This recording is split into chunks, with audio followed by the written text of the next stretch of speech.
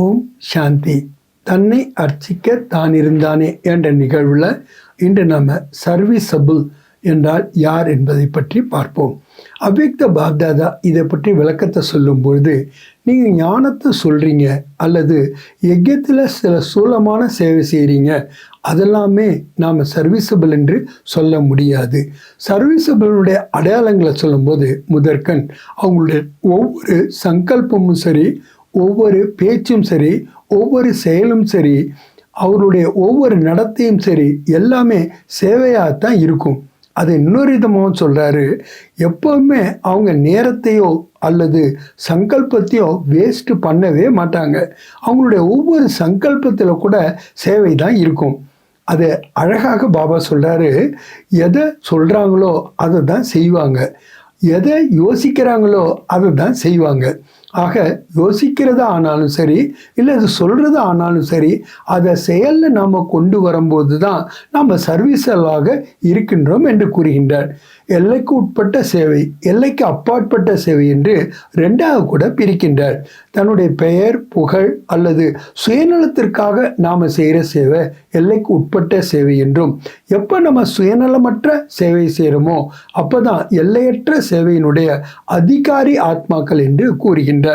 ஏன்னா எப்போ நாம் வெறுப்பு உணர்வோடு ஒன்றை செய்கின்றோமோ அல்லது வேண்டா விருப்பமோடு செய்கின்றோமோ அல்லது சொல்லிவிட்டார்களே என்று சொல்லி செய்கின்றோமோ, அப்பொழுது அந்த சேவைக்கு அதிகமான மார்க்ஸ் என்பது கிடைப்பதே கிடையாது.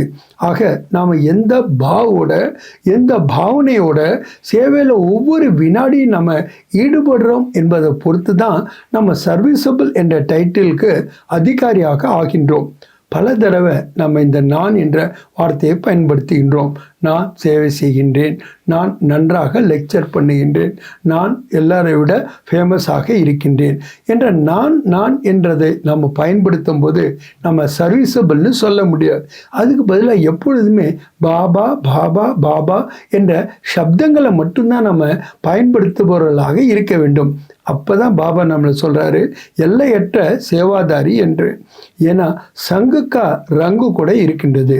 நாம் எப்போ பாபாவுடைய சங்கில் எப்பொழுதுமே இருப்போமோ, அவருடைய வண்ணத்தில் நம்ம வரும்போது நம்மிடமிருந்து அந்த வண்ணம் கூட பிறரிடம் பரவுகின்றது. ஆக பாபா சொல்கிறாங்க, ஒரு தடவை கூட நீங்கள் எந்த ஒரு சேவைக்குமே நான் என்று சொல்லக்கூடாது. கபி பி, ஒரு பொழுதும் கூட, எப்பொழுதுமே நாம் என்ன சொல்லும், ஹா என்று தான் சொல்ல வேண்டும். ஆக நாம் எவர் ரெடியாகவும் ஆல் ரவுண்டராகவும் இல்லாமல் நம்மளால் எப்படி ஹா என்பதை எப்பொழுதும் சொல்ல முடியும்? ஏன்னா நான் என்று சொன்னாலே நாசிகள் என்று பாபா கூறுகின்றார். ஆக சர்வீசபிள் அப்படின்னா அவங்ககிட்ட ரெண்டு குவாலிட்டி பாபா ஸ்பெஷலாக சொல்கிறார். ஒன்று திரிகால தர்ஷி என்ற ஒரு சென்ஸ் இருக்கணும். சென்ஸ் மீன்ஸ் அறிவு இருக்கணும். அதாவது 3 காலங்களையும் உணர்ந்து அதற்கேற்ப செயல் செய்பவர்களாக இருக்க வேண்டும். அதாவது கடந்த காலம், நிகழ்காலம், எதிர்காலம் மூன்றையுமே கவனத்தில் வைத்து தான் செயல்களை செய்பவர்களாக இருக்க வேண்டும், சேவையை செய்பவர்களாகவும் இருக்க வேண்டும். ஆக ரொம்ப சென்சிபிள் குழந்தைகளாக, அதாவது திரிகால தர்ஷியாக நாம் இருக்கணும். இன்னொன்று எசன்ஸில் நீங்கள் இருக்கணும். அந்த எசன்ஸ் அப்படின்னா என்ன? ரூஹானியத், ஆன்மீகத்தன்மை. இந்த ஆன்மீகத்தன்மை இல்லாமல் நீங்கள் செய்கிற சேவையில் முழுமையை அவங்களால அடையவே முடியாது. அதனால தான் சர்வீசபிளுக்கு பாபா சொல்கிறாங்க, எசன்ஸாகவும் இருக்கணும், சென்ஸாகவும் இருக்கணும். அப்போ தான் நீங்கள் நாலேஜ்ஃபுல்லாகவும் இருக்க முடியும், பவர்ஃபுல்லாகவும் இருக்க முடியும். அப்போ தான் உங்களுக்கு சர்வீசபிள் என்ற டைட்டிலையும் பாபா கொடுக்கின்றார். ஆக அந்த டைட்டிலை நாம் அடையணும்னா கூட நாம் பிறருடைய சம்ஸ்காரத்தோடு இணைந்து செல்லக்கூடியவர்களாக இருக்க வேண்டும். ராஸ் கூட எப்போ தாளோடு இணைகின்றதோ அப்போ தான் ராஸ் இருக்கின்றது அல்லவா? அதனால தான் சத்தியுகத்தில் ராச லீலை என்று மைமை செய்யப்பட்டு இருக்கின்றது.